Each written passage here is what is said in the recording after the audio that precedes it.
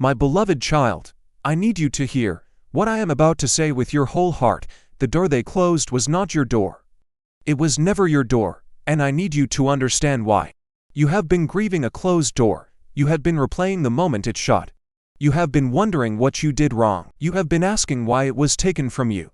But I want to show you something different today. That door was not taken from you. It was removed from your path. There is a difference. And the difference changes everything. Let me explain.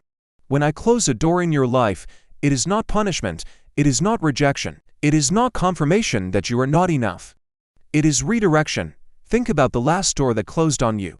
The job you did not get, the relationship that ended, the opportunity that fell through, the plan that collapsed. At the time it felt like loss.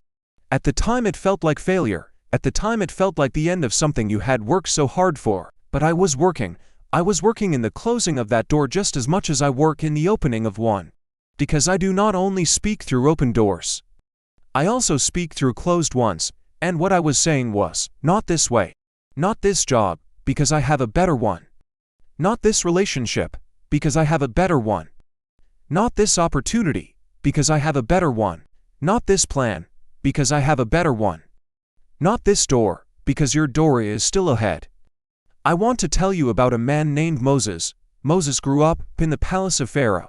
He had position, privilege, and power. He had a door wide open in front of him. And then it closed. One act of passion and it was gone. He went from the palace to the wilderness, from privilege to exile, from having everything to having nothing, from a door wide open to a door slammed shut. And for 40 years he stayed in that wilderness. 40 years of silence, 40 years of tending sheep in the desert, 40 years of wondering if the life he thought he was meant for had passed him by. But I was preparing him. Everything he learned in the palace would be needed for what was coming. Everything he learned in the wilderness would be needed even more. The door of the palace closed so that the door of destiny could open. And when it opened to something far greater than anything the palace could have offered. It opened to a purpose that would outlast generations. Your wilderness is not your destination. Your wilderness is your preparation. And the door that closed behind you was the beginning of the path to the door I have for you. Do not grieve the wrong door. I want to talk about the people who closed the door. Because sometimes it was not circumstances. Sometimes it was a person, someone who had the power to open a door for you and chose not to. Maybe they overlooked you. Maybe they chose someone else. Maybe they dismissed you or underestimated you, or did not see what I see. I look at you. And that hurt in a specific way that circumstances cannot. Being overlooked by a person feels personal. Because it is personal, and I do not want to minimize that. The pain of being passed over by someone whose opinion you valued is real, but I want you to see something. The people who closed that door did not have the authority to close your future. They only had the authority to close that door. And that door was not your door. If it had been your door, no one could have closed it. What I open, no one can shut. What I have designated for you, no one can take. If that door had been yours, it would have opened. The fact that it did not tells you everything you need to know.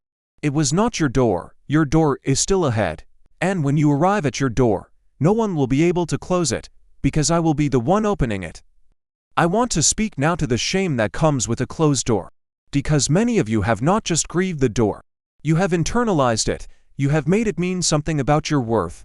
You have told yourself that the door closed because you were not talented enough, not qualified enough, not likable enough, not deserving enough, not good enough, and I need to address that directly. The closed door was not a verdict on your value. It was not a judgment on your worth. It was not evidence of your inadequacy. It was a redirect, nothing more and nothing less. Your value does not come from open doors. Your worth is not determined by who lets you in. Your significance is not measured by the positions you hold or the opportunities you received. Your value was established before you were born. I knew you before I formed you. I called you before you took your first breath. I placed gifts inside you that no closed door can take away. And I have a plan for those gifts that no person's decision can permanently derail. The door they closed was not your door. And you are not less because it closed. You are exactly who I made you to be. Standing exactly where I need you to stand. On your way to exactly where I am taking you. Let me pray with you before we continue. Father, I lift up every person listening right now who has been carrying the weight of a closed door. Every person who has made a closed door mean something about their worth. Every person who has been waiting and wondering and grieving what was lost. Let them feel right now the truth that the closed door was not their door. Let them release the grief of it. Let them release the shame of it.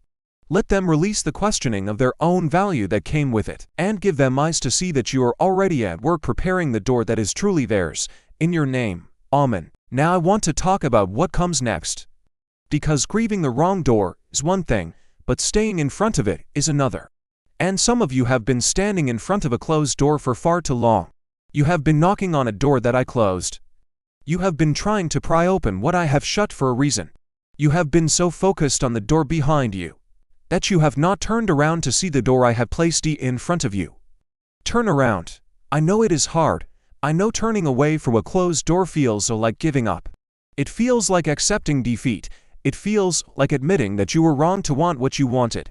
But turning away from a closed door is not defeat. It is obedience. It is trust. It is the act of saying, I believe you know better than I do. And I do know better. I can see what you cannot see. I know what was behind that door. I know what would have happened if it had opened for you. And I am telling you, you did not want what was behind that door. Not really. Not when you see what I have prepared instead. Think about the detours in your life that turned out to be the best routes, the plans that fell apart and forced you onto a path you would never have chosen yourself. The unexpected turn that led somewhere you could not have imagined. I have been doing that your whole life. Closing doors that looked good to you and opening ones that were great for you. You just could not always see it at the time. You can see some of it now if you look back. Look back for a moment. Think about a closed door from your past that you grieved deeply at the time. And think about where you are now. Could you have gotten here through that door? In most cases the answer is no. The path to where you are now required the closing of that door. The detour was the route. The loss was the redirection. I want to tell you about Ruth. Ruth lost everything she had built her life around. Her husband died. Her plans collapsed. The door she thought was her future closed completely. She had every reason to go back. Every reason to choose the comfortable, the familiar, the known. But she turned toward the unknown instead. She followed a path that made no natural sense. And on that path, in a foreign land, gleaning grain from a field she had no claim to, she walked through a door she never could have found if the other door had stayed open. A door that led to Boaz, a door that led to restoration. A door that led to a lineage that would change the entire history of the world.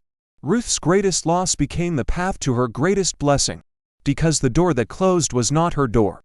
Her door was waiting in a field in Bethlehem. Your door is waiting too. I promise you it is waiting. And it is better than the one that closed.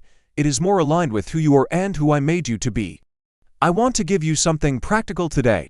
Something to do with the grief of the closed door. Write it down.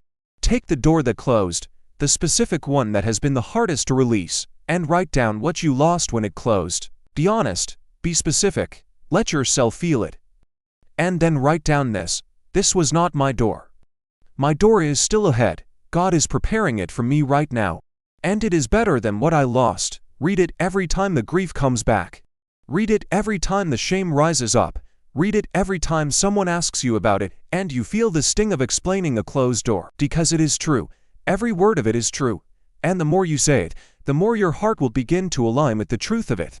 I also want to speak to you about timing, because some of you are not just grieving a closed door. You are anxious about when the next one will open. You are watching the clock. You are wondering how much longer.